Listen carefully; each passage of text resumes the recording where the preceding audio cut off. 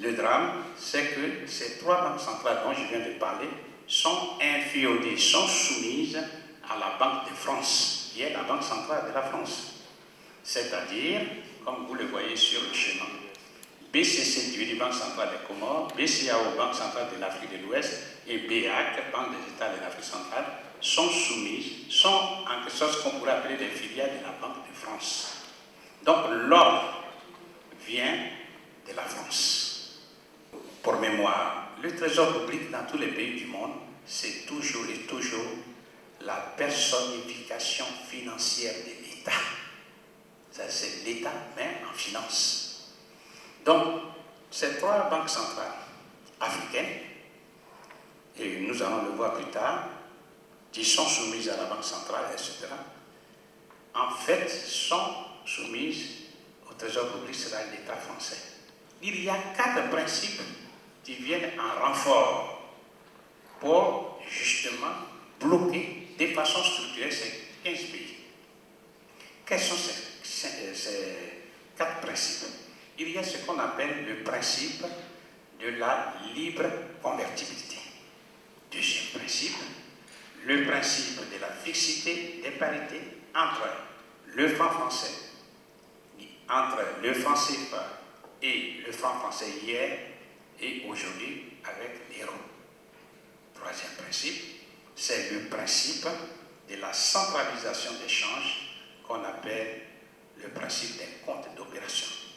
Et enfin, le quatrième principe qu'on appelle le principe de la libre transférabilité des capitaux de la zone franc CFA vers la France. Je vous rappelle que ce sont des principes inventés à l'époque coloniale qui sont d'actualité. Bien. Alors, passons en revue chacun des principes, bien sûr de façon sommaire, parce que le temps nous manque, donc on ne va pas aller en détail.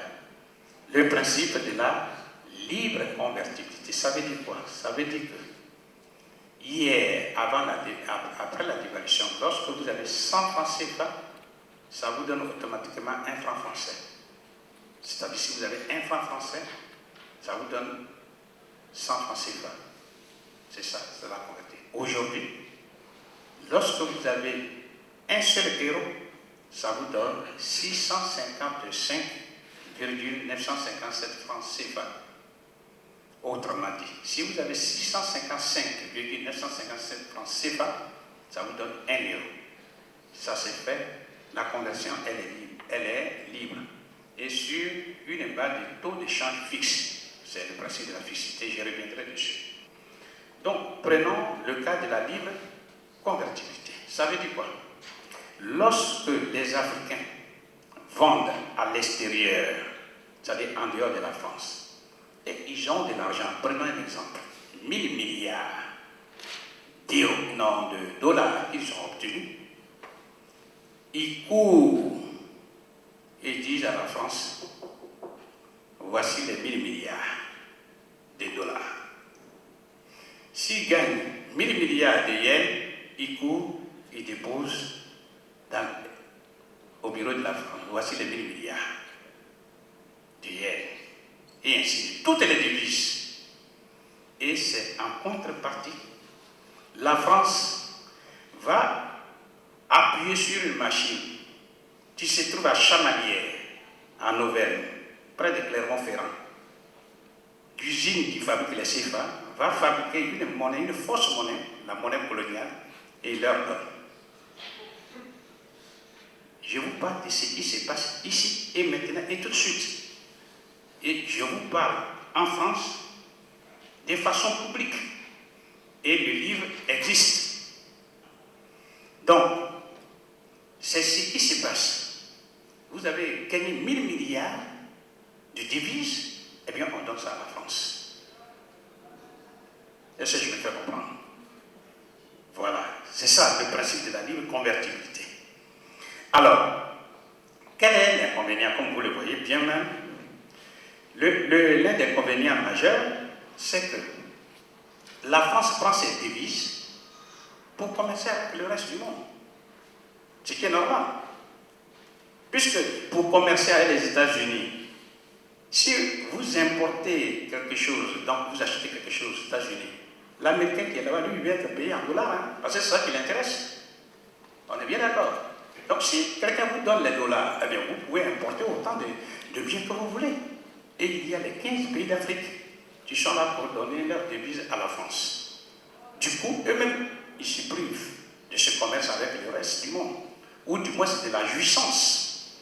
Donc, ils donnent leur devise à la France. La création monétaire se fait à deux occasions essentielles. C'est-à-dire, la banque crée de la monnaie en faisant simplement crédit. Vous comprenez? C'est-à-dire, il y a Jean qui vient nous demander 1 million. Nous, on n'a pas ce million, on lui fait un crédit. C'est tout. On prendra à la Banque centrale après. Et deuxième occasion majeure, la création monétaire se fait. Admettons, Yvonne, qui vient, a eu, admettons, n'importe 500 millions, ou une entreprise, 500 millions de dollars. Eh bien, quand cette entreprise vient avec 500 millions de dollars, comme ici, on n'utilise pas les dollars, on donne ça à la banque, et la banque, en contrepartie, crée des zéros, crée de la monnaie locale. C'est le fait de prendre les 500 millions de dollars et lui donner en contrepartie les zéros, c'est l'occasion pour la banque de créer de la monnaie. C'est-à-dire créer l'euro pour lui. On est d'accord? Ce que je suis en train de dire, les Africains, en donnant leur devise à la France, eux, ils n'ont plus cette possibilité de créer de la monnaie. Donc, vous voyez bien que la création monétaire, elle est paralysée par ce problème de libre convertibilité. Ensuite, il est écrit dans les statuts, la France dit ceci: puisque moi, la France, je m'engage à convertir toutes les devises que vous allez me faire, vous allez m'apporter, alors ça justifie ma présence au conseil d'administration, dans le centre nerveux des pays africains. Bon, on peut citer plein d'inconvénients comme ça, mais on va continuer. Deuxième principe, c'est le principe de la fixité des parités. Ça veut dire quoi? Entre le taux de change, c'est-à-dire le taux de change est fixe, c'est-à-dire aujourd'hui nous parlons 655,957 francs CFA vous donne 1 euro, c'est ça.